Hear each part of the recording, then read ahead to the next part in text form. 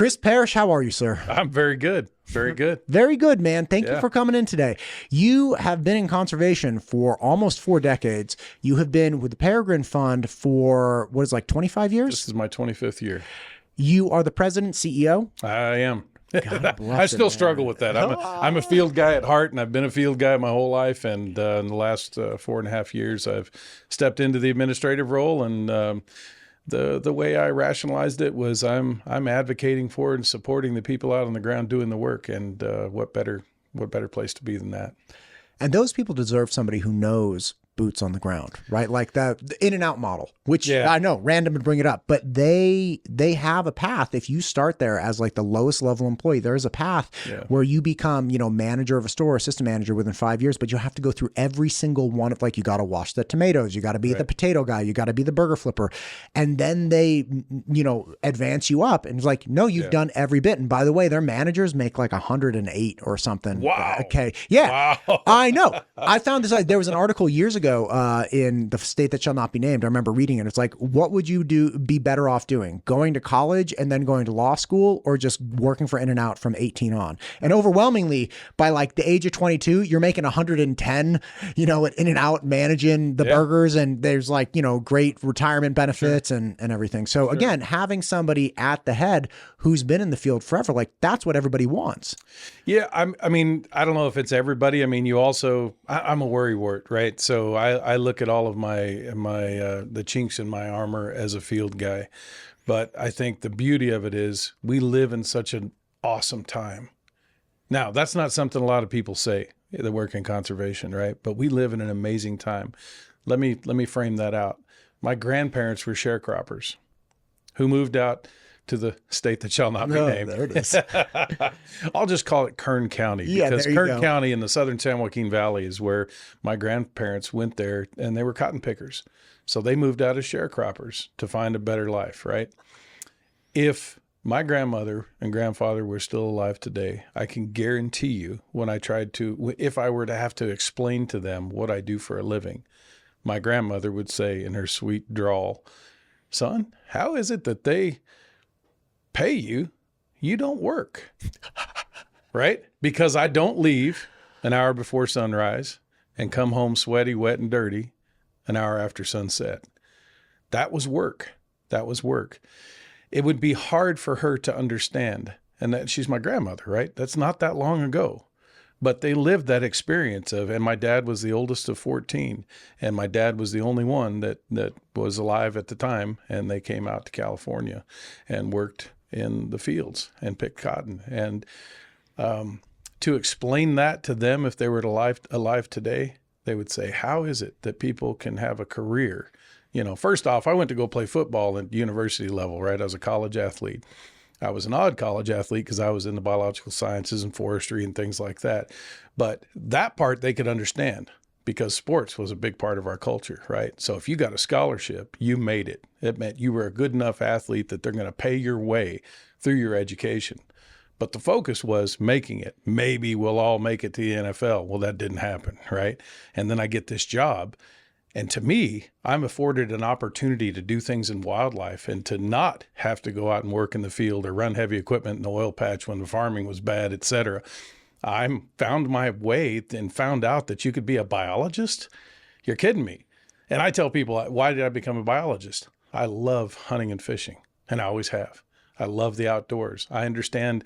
I want to better understand systems so I can be a better hunter and angler. Guess what that's called? It's biology. It's science. That's how I got into it. So I may have kind of come in the side door, leaning sideways and, traversing a hillside and ended up in conservation. But my grandparents would probably say, if they're alive today, how is it that they pay you because you don't work? So for me, the way I internalize that is we live in a golden time. Sure, there are lots of problems out there. And in conservation, we tend to focus on problems. But I think in general, people focus on problems. Why? Because we're winners. We're apex predators. Just like the raptors that we study at the Peregrine Fund, we're apex predators. We're at the top of the food chain. Why do we focus on problems? Overcoming problems is how we progress. It's how we evolve. It's how we become better in the systems that we're in. And in conservation, our goal is to do well, live well, and make sure that the ecosystem we share with all these different critters is also well. And that's the key to our type of conservation. You know, the thing you said right at the end, which is we want to live well, we want to exist, we want to do right by the ecosystem, we want these critters to be good.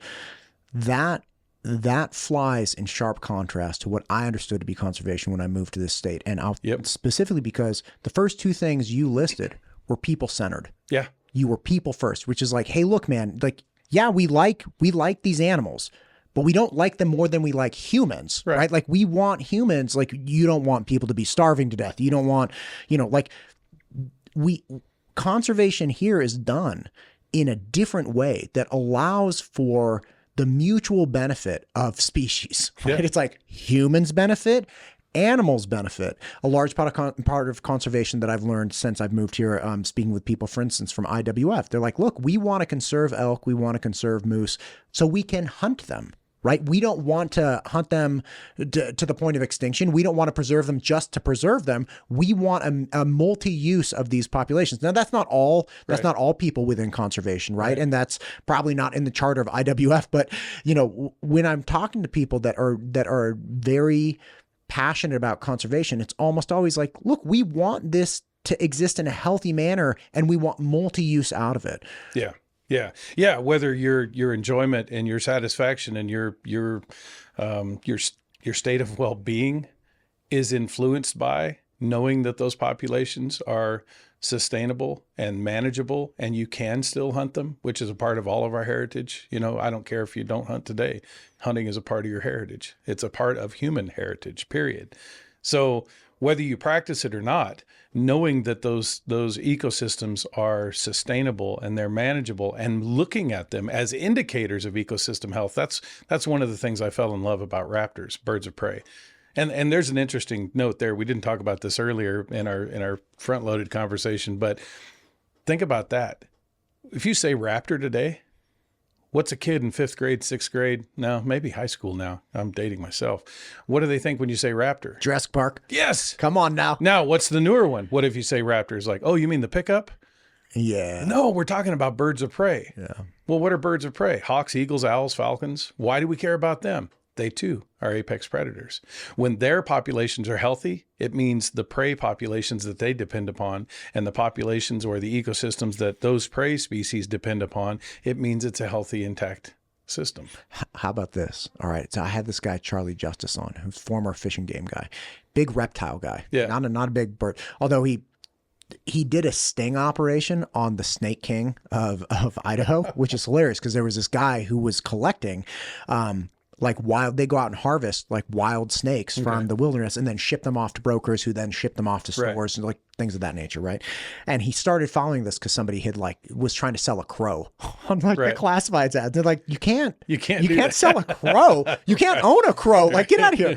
Anyway, but one thing that he was saying is like, being ignorant, I'm like, okay, I hear that this is bad, that they're like going out into the, wildlands and grabbing snakes, but like, why is that really bad? Right. And I was like, well, it's really bad because we have the plague. I'm like, come again. And he went on to explain, like, listen, these reptiles, the snakes and whatnot that eat rats and stuff, the rats carry the plague, like the bubonic plague. They carry all kinds of horrible things. And the absence of these predators going out and getting them, we're in a real bind, right? Like this is a real problem. Same thing with raptors. Yeah. I'll give you a perfect example of one of our programs in India and Pakistan, the vultures. So vultures too are birds of prey. People don't think of them as that, but the vulture community, I think it was 4 species of vultures over there. Now, bro, why do they have a red head? Why? Well, they have a featherless head. Why do they have a featherless head? Because of the style of feeding that they do. Right? Okay. So they're feeding on carcasses. They're obligate scavengers, meaning different than, say, a bald eagle, which is an opportunistic scavenger. Bald eagles will sometimes scavenge, especially in the winter months. You see them on roadkills and things like that. Sure. Why? Well, trout and fishing is not possible in hard water situations, i.e. frozen, right? So they're opportunistic scavengers. So let's go back to the vultures in India. They're an obligate scavenger. They have operated for thousands of years in situ with people and the people, the way they treat their cattle, for example, right? They don't euthanize their cattle if they get sick and they get moribund.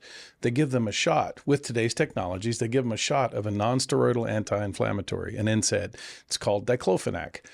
Diclofenac is used here in the States in humans. It's an NSAID that's prescribed to humans here. But there, because their cattle are sick or something like that, because of their reverence and the way that cattle are to them and their culture and society and their religion, they want to ease their pain. So they give them an NSAID. Isn't that a wonderful adaptation of an old relationship with their reverence for a species like cattle? But they give it this NSAID. The cow dies. Just as it has been for 1,000 years, the carcass goes to the tanner. The tanner pulls the hide. Now the cow doesn't die from not the from shot. the NSAID. No. Okay, but just somewhere along the life Exactly. cycle, they get a shot of steroids to help them get better faster. A non-steroidal anti-inflammatory. Okay, great. And then at some point in the future, the animal dies. Right. It goes to the tanner. It goes to the tanner. The tanner pulls the hide, which has been done for thousands of years. They use leather, right? They do use the products there. And then the remainder of the carcass goes out to a carcass dump. I mean, no different than any ranches around here. You have a boneyard, right? You don't want those animals out on the landscape. You want them in a place where you can dispose of them. Sometimes you cover them up. Sometimes the scavengers just come in and clean them up. Great. So the role is scavengers clean up, right? We have studies, not to digress and get off topic, but we have studies showing the value of scavengers on cleaning up carcasses in the landscape in Africa. Phenomenal studies, but I don't want to get sidetracked on that. So same thing with fungi and whatnot in woods, right? Yeah. And on carcasses. But like essentially, if we didn't have things that broke down logs and fallen trees over hundreds and thousands of years, our forests would just be, they would be overrun by logs. And you wouldn't have the nutrients that are from the breakdown of that. Back to the Indian vulture crisis is what it was later dubbed. So that carcass would go there, and then the vultures would come in. These vultures would be in communities of 2,000, 3,000, 10,000 birds in a vulture colony. And they come down and feed on these carcasses. Now, mind you, vultures can withstand things like anthrax, botulism. They are specially built to be able to withstand what happens when you feed on the carrion in the landscape. But they also clean it up. So they're able to process that stuff. It's phenomenal, right? They can dissolve whole bones, right? Like they can some of them, yeah, exactly. And there are some vultures that are bone specialists. They fly up with them, the lammergeiers. They fly up with bones and drop them and break them and eat the bones because they can digest the bones. So they have really acidic gastrointestinal systems, so they can process bone. So now these vultures come down. These 10,000 10,000 vulture colonies come in.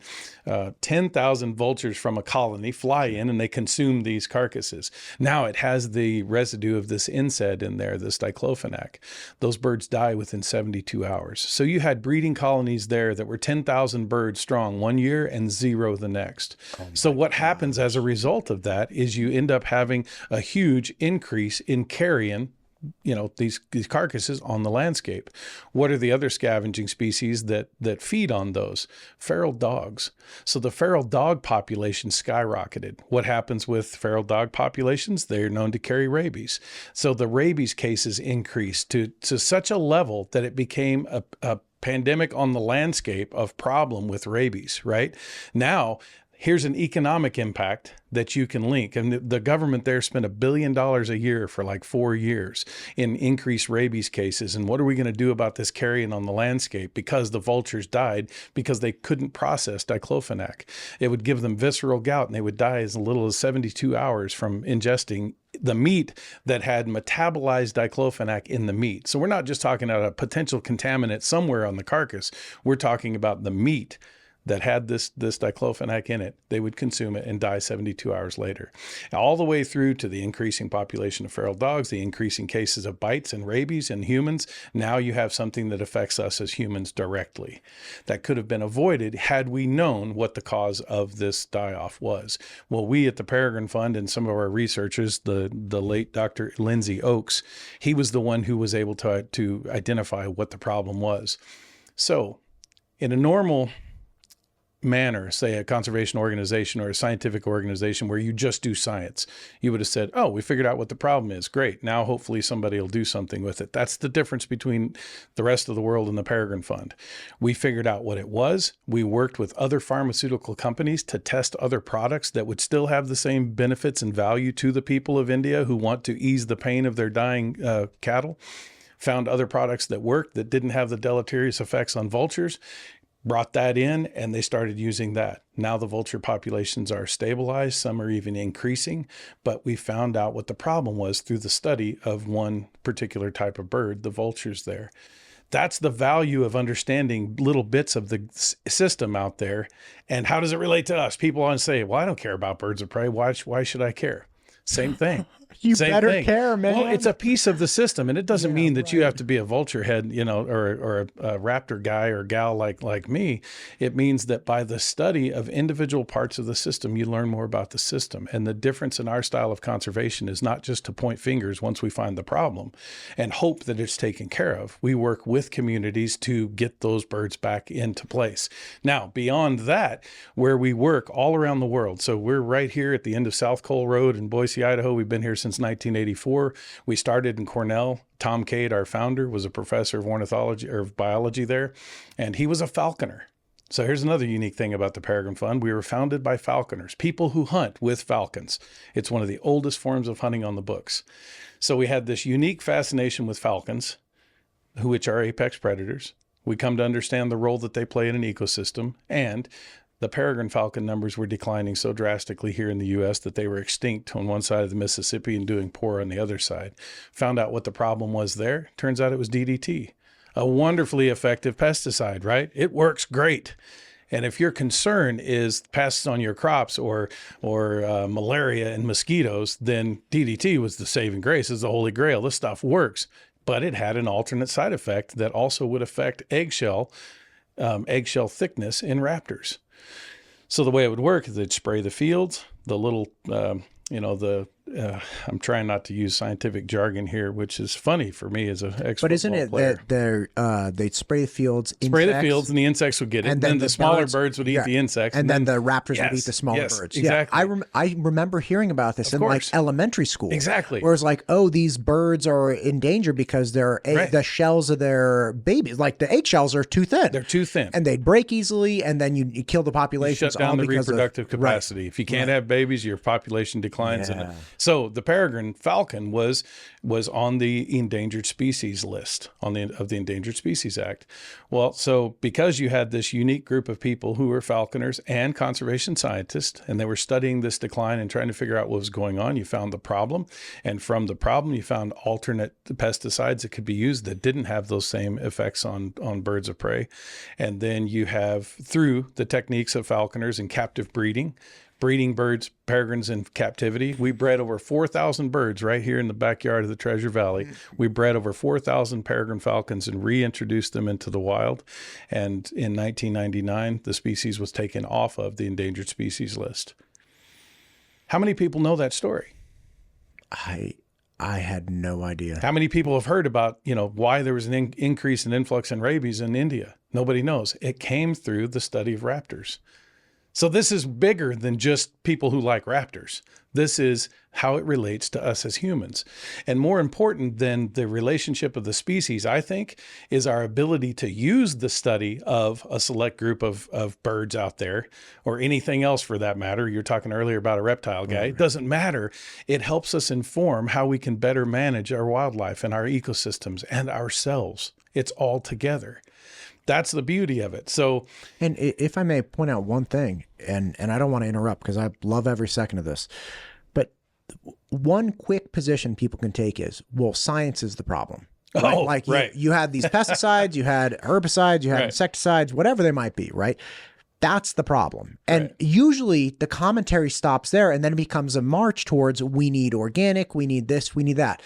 But in actual conservation that you engage in, it's like, okay, this particular product of the science process turned out to be problematic. And so we engaged the scientific method again and found an alternate that yielded similar or better results, whatever the result is, right? We yielded acceptable results, and then we engaged that as a solution. So instead of saying we all need the systemic shift away from, like, you no longer get to use pesticides at all or herbicides at all. It's like, okay, or maybe we find a different one and we use the same process. So it's like science is the villain, but it is also the hero in so many stories that relate to our success as a species. And I would say that the paradigm is so complex that a lot of people might say the same about humans. They might say people are the problem. You talk about so many people that are in conservation. It's like everything is humans bad. Well, hey, guess what? Humans also brought the peregrine falcon back from endangered. Humans also saved the California condor, for example, from extinction. There were 22 of those birds left. 22. And today, in the program that I ran for almost 20 years north of the Grand Canyon, where we reintroduced the birds that we produced in captivity, again, right here at the south end of Cole Road, we produced the birds in captivity, we reintroduced them to the wild, and we have now over 560 of those birds in the world in existence, from 22 in 1982 to over 500 today. The beauty of it is not just that we put them back, because I can hear and I know that some people listening to this might say, well, extinction is a natural process. Yes, it is natural, but the study of extinctions in our time often reveal something we didn't know. What we didn't know with condors was the number one cause of mortality for birds that we release and monitor so intensively was lead poisoning. 49% of the diagnosed deaths were lead poisoning. We thought, man, where are they getting the lead? Again, looking at the tracking of the birds and knowing their systems and their biology, we know where they are when they are before they get sick and die, because we track them individually with GPS transmitters and VHF transmitters. And we're like, man, there's a correlation. At the peak of hunting season, for deer season, we would see the highest number of lead poisoned birds and the highest mortality of lead poisoned birds. And we're like, is there a link? Where's the lead coming from? Fast track forward, as a lifelong hunter, we're like, well, if they're eating gut piles on the landscape and they're getting lead, let's test the gut piles. So we did a study where we harvested 34 deer up in Wyoming at one of our board members' ranches, where you can get 5 doe fawn tags apiece. And we went up there and did this study. We shot these animals and we x-rayed the gut piles and we x-rayed the all the way down to the packaged meat, because we wanted to see, well, to what extent does a bullet fragment, because we were seeing these little fragments in the digestive systems of these birds. So they were eating. It's like plastic poisoning, but lead poisoning. Exactly. Yeah, and luckily you can see it in metallic. I mean, you can see it in its metallic form, but we didn't know the relationship there. And so with that being the number one cause of mortality, and it was something that was right under our nose, more importantly, right under my nose as a lifelong hunter, it's like, I had no idea. So then we did further, we investigated further into the ballistics, and we're like, okay, a bullet sheds a little bit of its weight. Most hunters know that. When you shoot an animal and you're lucky enough to recover the slug and you weigh it, it'll weigh less than it did when you shot it out of the rifle. The amount just depends on bullet construction. Some bullets retain more weight and some bullets retain less. But what we didn't know until we x-rayed those gut piles is that here's the evidence. It's in the gut piles. We know the birds are eating the gut piles because we track the birds, and we know that they hit these hunted areas in those 2-month periods. And we're like, wow, this is a potential solution to this problem, is just see if we can either remove the gut piles or look at other types of bullets. So luckily there's some monolithic bullets out there that are made of solid copper and things like that. Tin, tungsten, bismuth, copper, all of that. We know about most of this from the waterfowl era, and that's why we've transitioned to using non-toxic shot there. But now we're talking about a different form of lead poisoning that's in the scavenging community of wildlife that may or may not be causing problems like it is with the condors, because we don't study most species like we study the condors. So here's the key point. What did we do with that science? What did we do with that knowledge? Once again, we have an endangered species. That's our focus, endangered raptors, that's affected by something that we have control over avoiding. What did we do as an organization? Did we go and posit and litigate and posit regulations? No. We went to our partners at Arizona Game and Fish and said, hey, can we develop a program where we share this knowledge with hunters and ask them to help? And they're like, well, sure. So we developed a program with them whereby every hunter in this region that drew a deer tag, and mind you, these are really coveted deer tags. So the last thing you want to do as a hunter when you finally get drawn is, I'm going to have to shoot some other environmentally friendly bullet, right? It's not this is a big uphill battle in the first 3 years. To get people to voluntarily Right, engage. exactly. Yes. But we were adamant that it had to be voluntary. We did not want, and all the while, when we published these papers, we're not the only ones out there doing conservation, quote unquote. There are other groups out there that their version of conservation is to litigate and to pass laws. So we were opposing that as the path forward and promoting voluntary programs, after the first 3 years, we had 80% participation by the hunters in that region. We have maintained with Arizona Game and Fish's program and Southern Utah now, where these condors are, we have maintained 87% participation on the Kaibab Plateau for over a decade. Why? Because we shared our new knowledge, we asked for their help, and they incentivized it. So if you draw a tag, you can get a free box of non-lead ammunition to try. If you like the way it works and it papers well when you go to the range and you're willing to use it, you get free ammunition. If you don't want to use lead-free ammunition, you can also haul out the gut pile, because we know that's where the fragmentation generally occurs. So we incentivize that. You haul in your gut pile and we'll put you into a drawing for an elk hunt on the Kaibab or on the Navajo Nation, or an ATV or a custom rifle. Again, some people have challenged us and said, "Oh, well, you're catering to them." It's like, no, we're working with the point source to try and ameliorate the problem. And we're doing it effectively. And you're offering them value. Right. It's like, I'm not stop. They can do whatever they want. They can use whatever bullet they want. They could, and they don't have to haul in the gut pile, but they don't get a drawing for this other thing that they don't have an opportunity to have unless they participate. Now that's it, right? Like, I have this little thing that's valuable. And if you want this little thing that's valuable, man, you got to just do this one thing for me. You got to use the bullet. And like, I'll even give you free bullets. Like, and you don't have to use them, but I'll give them to you if you want. Yep. Like, we can all work together here, yeah. right? And that's not catering to anyone. That's saying, look, people are going to operate in their best interest, or what they perceive as their best interest. And God help me if I say I know what's in somebody's best interest better than they do. They're going to function in however they view it's their best interest. So you just offered something. It's like, hey, it might be in your best interest to do this. And if you don't think it is, then don't do it. But if you do, here you go. Exactly. We're providing knowledge so that people can make informed decisions. And isn't how we all define our own best interest? It's based on our knowledge. So we take the approach of sharing the information and incentivizing multiple paths forward that can make it better. And it not only makes it better for that species of vulture that's out there feeding on the landscape, which is it's North America's most endangered raptor now. The vulture. The condor. Oh, gotcha. The condor. Yeah. And so we're going to recover that species. And guess who's going to be responsible for a big part of it? North America's hunters. That has great appeal to me. It's not the other way around, which you could easily flip it. And people do all the time, and say, oh, well, the reason that vulture is on the endangered species list and the reason they were going extinct is because of hunters. The condor. Condor is a vulture. You and I. Sorry, I flipped back and forth. Okay, great. Gotcha. Yeah, the condor is a vulture. Is a type of vulture. Yeah. Gotcha. 9.5 foot wingspan, up to 26 pounds. I mean, they're phenomenal birds. And yes, they have a naked head, which comes us all the way back through. Why do they have a naked head or red head? The coloration is usually peaks around breeding season, because that's what's apparently cool to the opposite sex, right? It's like the turkey. It's like the turkey exactly. But the featherless head is because they're a scavenger. They're going to stick their head inside of a carcass, and it makes it easier for them to keep clean. So there's an explanation for everything. Now, whether it's exactly, you can't prove that, but you do see a significant correlation between all these vultures around the world who are scavengers who have featherless heads. Not all of them, however.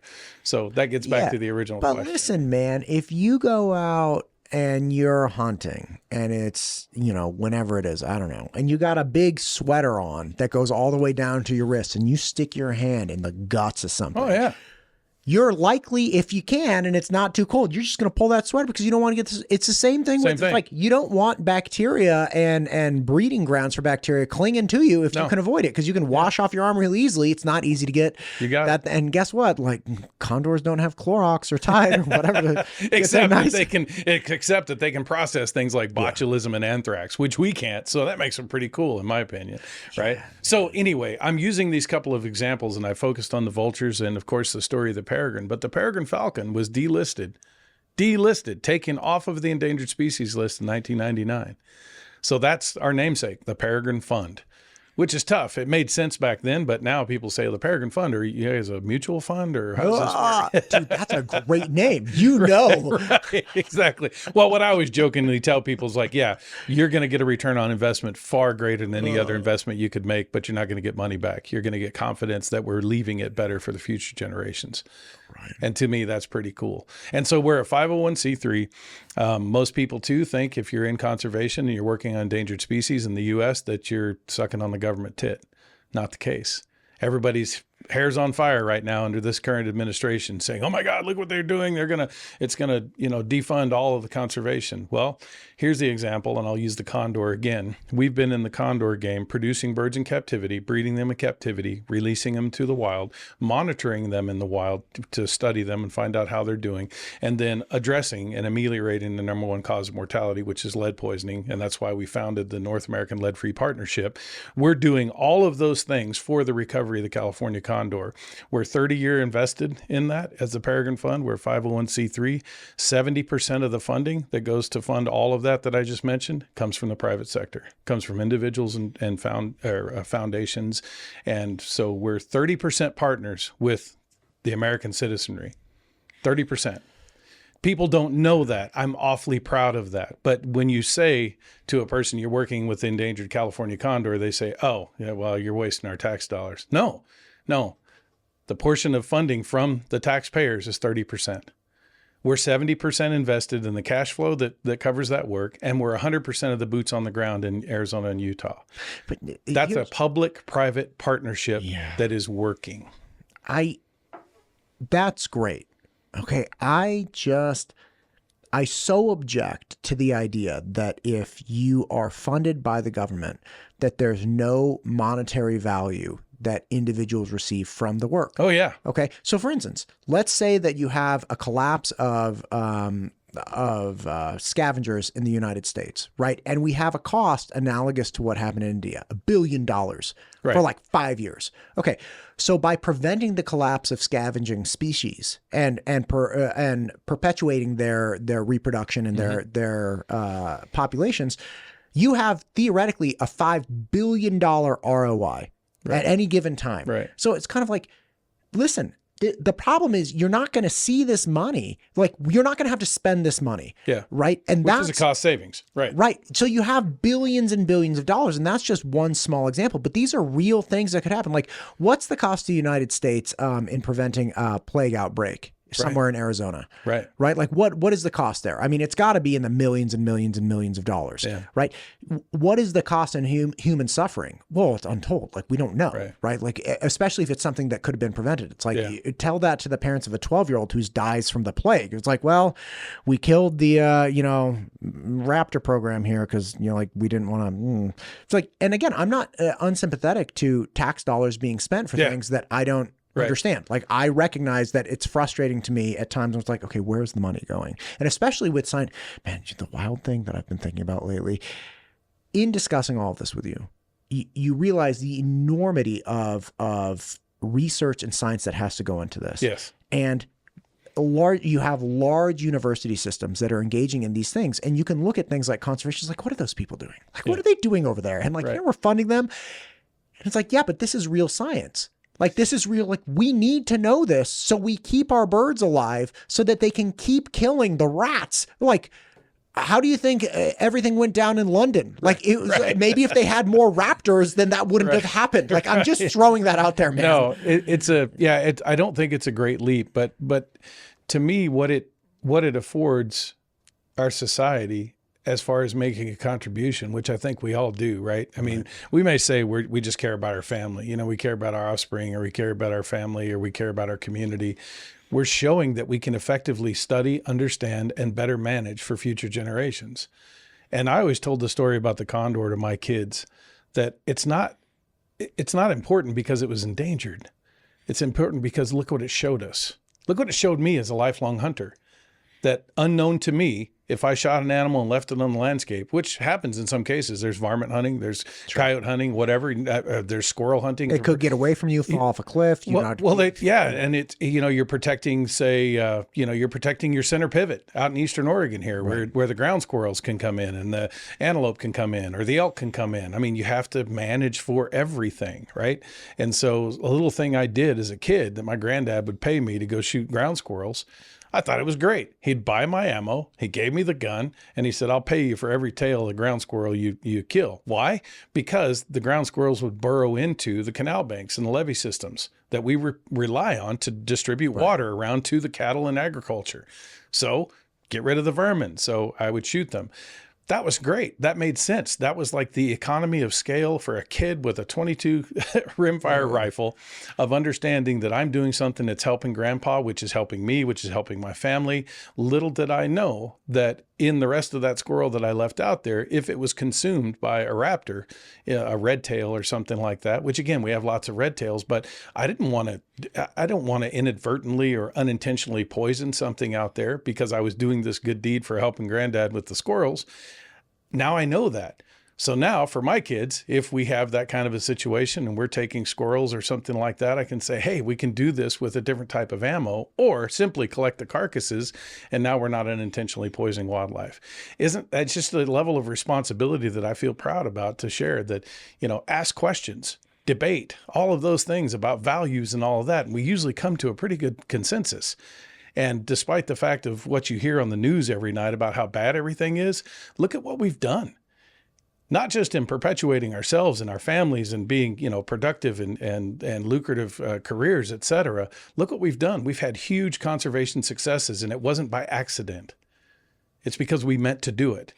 And the other aspect of it that I think is really important, especially across industry in the United States right now, is the sentiment of it's good, like it's a public good. Yeah. Right. That is no longer carrying the weight that it once did. Yeah. You look at the conversation around education. It's a public good. Yeah. Well, people don't care anymore. They're like, right. Yeah, but they're like, it's my tax dollars. Mm-hmm. Right. And you need to have an individual value proposition for these things moving forward, because if you can't explain, and again, public education is a brilliant one in my mind, because somebody explained to me that, look, man, if we don't invest in public education, there's a kid being born right now that will not get a sufficient education that he will have something to do with it in 18 years. And there's a gal born right now who will not have a sufficient education to do something in 18 years. And what that means is there's a higher probability that that guy and that gal will be engaged in illicit activities such as drug running, theft, prostitution, because in the absence of something valuable to offer the community in exchange for a livelihood, they will default to the only thing that they have. And again, like there was this brilliant movie with Charlize Theron years ago called Monster. I don't know if you saw it. I don't remember. It was what? She played this. So there was a real life story of a prostitute who essentially like flipped, I think, in Southern California and started killing a bunch of Johns. And the movie portrayed all of these horrific experiences she had, obviously. And then this seminal moment where she just started like killing people. And again, this was based on a real life story. And at one point in the film, she goes to try to get her life together and tries to go to this temp agency to get some job. And she's got, not really put together well, all these things. And this woman's looking at her like, you have no skills. Like, I can't even hire you. You can't even type. Like, you have no skills to offer. And then as she's leaving that, very depressing interaction, because you're cheering for her, like, get it together, right? Right. As she's leaving that interaction, she gets picked up by this cop, and then the cop ends up abusing her. Like, it's this terrible situation. She had nothing else to offer. Yeah. It was like, that's the problem. What you're bringing forth is, I'm not going to tell you this is just a community good. We're going to incentivize your voluntary participation. And I'm not going to browbeat you and make you feel terrible. I'm going to say like, hey, do this and you can have this thing. Yeah. And then you let people engage, and they either say this is worth it to me or it is not. And that's the individual value proposition that is being distributed through you guys in a conservation manner, which is voluntary participation for everyone's betterment. Yeah. Yeah. And in that example, and I think the solution for a lot of things is collaboration. Now, you can say that, but to do it is entirely different. So people will hear me coining phrases like, effective collaborative conservation. That's our model. That's our business model. Effective. So that means it works. Right. Collaborative conservation. I don't think you can have effective conservation without collaboration. You have to have it all there together, which means you have to make the appeal to everybody. And it's not too hard. I'm pausing on that and say it's not too hard, but look at our reverence for raptors and human civilizations. What's on our currency? An eagle. Yeah. What's on the seal of every branch of our military? A raptor. Look at back to the times of the Romans. What did the one guy that was going into battle that carried the seal or the staff, with the representation of their seal, what was it usually? It was a raptor. Look back into the time of the Egyptians. They revered raptors. They're falcon deities there in India. And we as humans have a long relationship with raptors. Why? I think it's because of the power that they represent, the freedom they represent, right? They're not stuck on the ground with us, gravity dwellers. And they kill snakes. And they're masters of their domain. They are apex predators. Right. So I think there's a reverence for raptors we have there. It's just we've kind of not acknowledged it, and kind of we haven't focused on that. But what do you look at sports teams? You and I are both athletes, college athletes, and you look at sports teams. What are they mostly? There's a lot of raptors out there, right? Yeah, right. They're species that represent power, that represent mastery of something. So I think we haven't done a great job in conservation of we've let conservation be defined just as it will on its own. We haven't talked about what we do to conservation or hunting for that matter. I'm a big proponent of hunting and angling, and people say, well, I don't hunt. I was like, yeah, you do. You know why I know this? Because the people that are marketing products, which is shaping culture better than anything else today, people selling products, they're preying upon your biology as a hunter. You're hunting for that best deal, the best product. So you're not a hunter? Yeah, you are. And even if you don't practice hunting as we define it today, you're in your lineage, there were hunters. And if there weren't hunters directly putting food on the table for your family had some commodity that they traded for the spoils of other hunters. We all come from hunters. We're biological organisms that function in a predictable way. And even though we're so far removed today with all the marketing of the stuff we have, they're preying upon our biology as being selective, of wanting something better for the return on investment that we make for it, right? We're all hunters. It's just who practices hunting in the traditional sense today. Right. And then we're cast aside in a lot of communities. Mind you, I get an opportunity to go speak to a lot of communities and city centers because they talk about conservation. They want to talk about the condor, for example. So I go and talk to them, and then they find out that I'm a hunter. I've had people get up and walk out and say, well, I can't support you because you're a hunter. I was like, well, wait a second. Let's talk. I'll prove you're a hunter too if you give me enough time. Right. So I am a responsible hunter. I am interested in conservation and the mechanisms that we study to better understand how we can use hunting as a management tool. And we can have our cake and eat it too.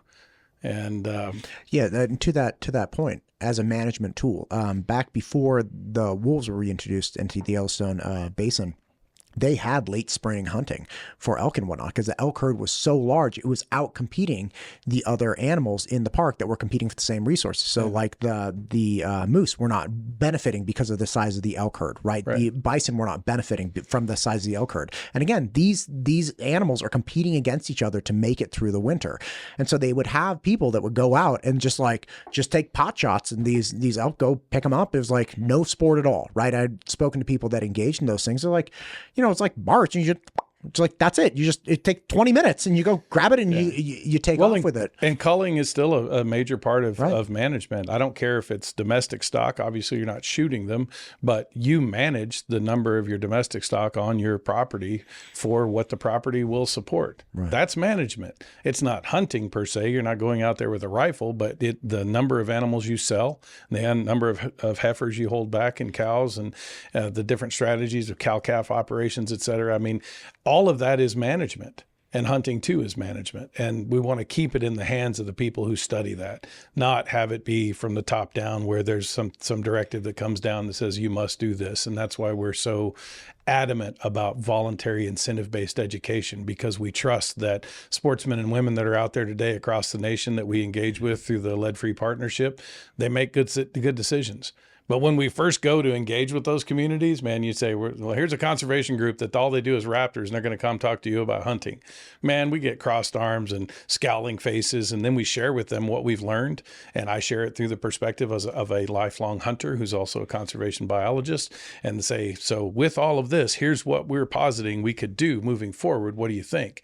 And at the end of a workworkshop, they're like, man, this is great. This makes total sense. That's a great idea. Yeah, I thought you were a bunch of greenies coming in here to, you're trying to get rid of hunting. I was like, no, I want to hunt. I mean, I'm so excited. I get to go back to Arizona after living there for 30 years. I finally drew a bull elk tag, a rifle bull tag. And so, and then moving to Idaho and having all of these opportunities around here. I've been coming up here for 25 years, so I fly fish and I've fished all the rivers around here. And I'm disappointed to say that I've been a resident for 4 years up here, I haven't quite taken advantage of all the opportunities, and I got to get out more. I went out to you and me. It's like, why? Because I'm working on the structure of our organization and our global reach. We're about 200, I think we're 170 full-time employees, and we're over 200 if you add part-time, and we're everywhere except Antarctica. I mean, we have programs in Madagascar. We have a 36-year program in Madagascar. We've produced over 150 degreed positions there, including like 60 PhDs. So part of our model is not for us just to go in and do work, is to build that capacity so that we're saving birds today while we're building tomorrow's conservation leaders. That's our model. So whether it's in the Dominican Republic or down in Puerto Rico, we have a sharp-shinned hawk. We're working in the Arctic, monitoring raptors up there. There's so much to sink our teeth into, and I've been so limited to just one program as being a conservation director for that program in Arizona that I've spent all of my time traveling around talking about the Peregrine Fund, what we do, how we do what we do, and not practicing as much of the sporting life as I used to. But I'm headed to Montana. I'm excited. I'm headed to Montana Wednesday, and it's for the sole purpose of hanging out with a very good friend, and we're going to fly fish in the evenings, and we're going to go to the rodeo in Dillon, Montana, and I can't wait to have that experience. So I'm forcing myself to take some time off.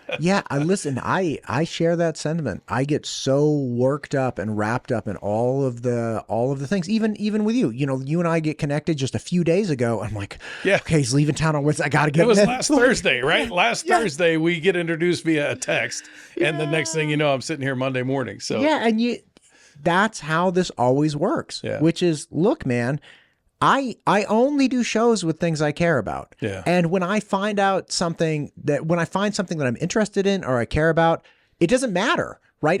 I'll do the show. I had one. I scheduled one last night. I got a hold of this guy at like 7 o'clock at night, and he was leaving tomorrow, and was like, but I get up at 3:30. So if you can do it. So you and I are meeting. I'm like, okay, I'll 6 a.m. It's like, I'm in here editing anyway, so it doesn't matter to me. Right. But that's this. So I always find, I'll try to carve out a day. It's like, okay, today I'm going to do the thing X. And then I find out about like 3 things and I'm like, oh, but that's really cool. And I want to get this.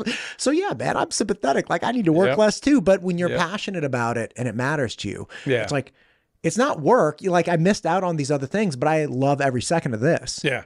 Well, it's like, people say, you got to have a good work-life balance. I'm like, well, it's that's life. Great. This is our life, and luckily I have a very supportive family, and we're all in it together. And there's no work-life balance. There's some things I have to do on a schedule, and everything I do is a passion. It's just that I am getting up there a little bit. I've been in conservation for over 30 years now, and thinking about practicing a little more of the use of it. And even if it's not fly fishing or I go every Sunday I'm home, I go down to Swan Falls and go smallmouth fishing and take my grandson. That's awesome. Yeah, you don't look old enough to have a grandson. I know. How old is he? He's 2.